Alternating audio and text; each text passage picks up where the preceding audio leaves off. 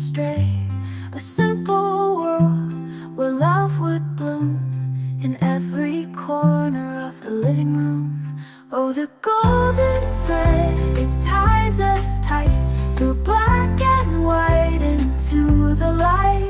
A reel of love, it's always there. Classic moments beyond compare.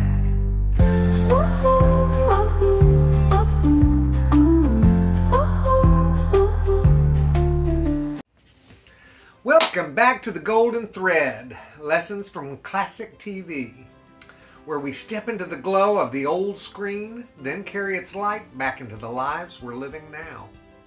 I'm Bob Barnett. Today, we're visiting one of the Twilight Zone's quiet miracles, an episode that doesn't scare so much as it heals. The story is The Changing of the Guard, from Season 3, Episode 37. First broadcast June 1st, 1962. It was written by Rod Serling and directed by Robert Ellis Miller, and stars Donald Pleasance as Professor Ellis Fowler. It's a gentle performance that's so honest you can feel the years in his voice. Interesting fact is Pleasance was only in his early 40s here, and makeup was used to age him up.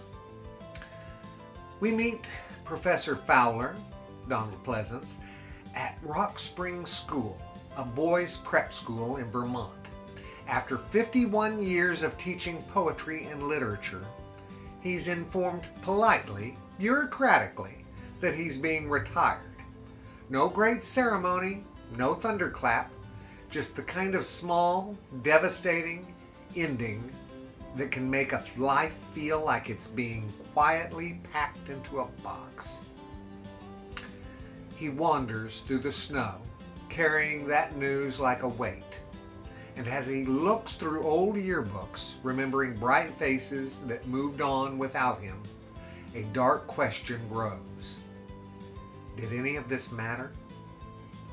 On Christmas Eve, standing before a statue of Horace Mann, he reads the line engraved there: "Be ashamed to die until you have won some victory for humanity." It crushes him. He decides he has no such victory to claim. But this guys, this is the Twilight Zone. And the bell that calls him back to his classroom doesn't exist in the ordinary world. What follows is grace in the shape of a visitation. The room fills with the ghosts of former students, boys who became men and men who gave their last full measure of devotion, a soldier who saved others at Iwo Jima, a sailor who died at Pearl Harbor after pulling men to safety, a young researcher who succumbed to radiation exposure while working toward better cancer treatments. Each one tells Fowler that his lessons, his insistence on courage and honor, on the difference between living well and merely living, became the compass they carried into the world. The thing he could not see was the thing he gave them, a way to choose the good when it cost everything. If this episode has a heartbeat, it's right there.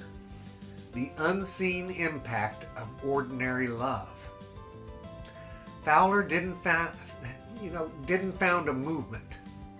He read poems to restless boys and asked them to be the kind of men who notice beauty and stand for truth.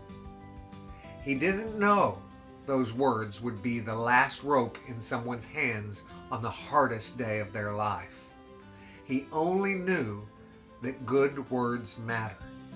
And the episode tells us that this is enough. There's a beautiful bit of Serling history here even, tucked into this, the statue scene. The quote that Fowler reads, "Be ashamed to die until you have won some victory for humanity." This was the motto of Antioch College, Serling's alma mater. Horace Mann spoke it at Antioch's first commencement. After finishing this script, Serling briefly took a teaching post there. It's as if Fowler's story is Serling's love letter to the people who taught him and through him, to the teachers who quietly keep the world from falling apart. By the end, the professor hasn't been made young again, and the trustees haven't reversed their decision. Nothing external changes, but inside him, everything does. The bell sounds once more. The boys fade. Snow breathes against the window, and a man who thought his life was empty finally sees the trees, full, bright, alive, with a legacy that outlived the classroom. He returns to the headmaster, not defeated, but steady. He isn't done, he says. He's merely changing the role he plays in the larger drama. That's not denial. That's meaning. I think that's why this episode lands so deeply. It takes a fear many of us carry. What if my life hasn't mattered? And it answers it with tenderness instead of argument. It doesn't flatter us with a montage of triumphs. It simply shows the golden thread we rarely see while we're weaving it. The way a kind presence, a true word, a patient teacher keeps echoing in lives we may never meet. Watching Pleasance here, you can't help noticing the small choices. The way his eyes hold grief without collapsing. The careful, almost reverent way he takes in what the boys tell him. It's as if he's learning how to accept love for the first time. In the exact place he thought he had failed to give it himself. If you have ever wondered whether the good you try to do is getting through, this is your story. If you've lost track of a student, a child, a friend, a stranger you once helped, this is your story. And if you're just tired, if the world has been loud and you've been faithful and it still feels like you're whispering into the wind, this is your story. Serling could write terror, satire, and thunder. Here, he writes a benediction.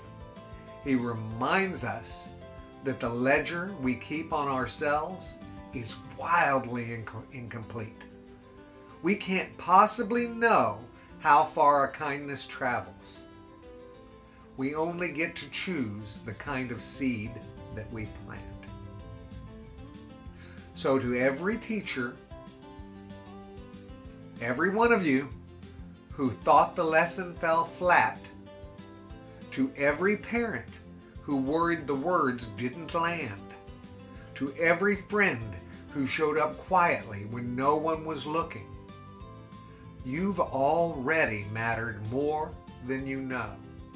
Sometimes the bell that proves it only rings later. Thank you guys. Thanks for spending this time with me and with Rod Serling. This has been The Golden Thread, Lessons from Classic TV. It's brought to you by the Classic TV Preservation Society, founded by Herbie J Pilato. I'll meet you here next Monday for another story where the light still gets in. Later, Gators. Bye.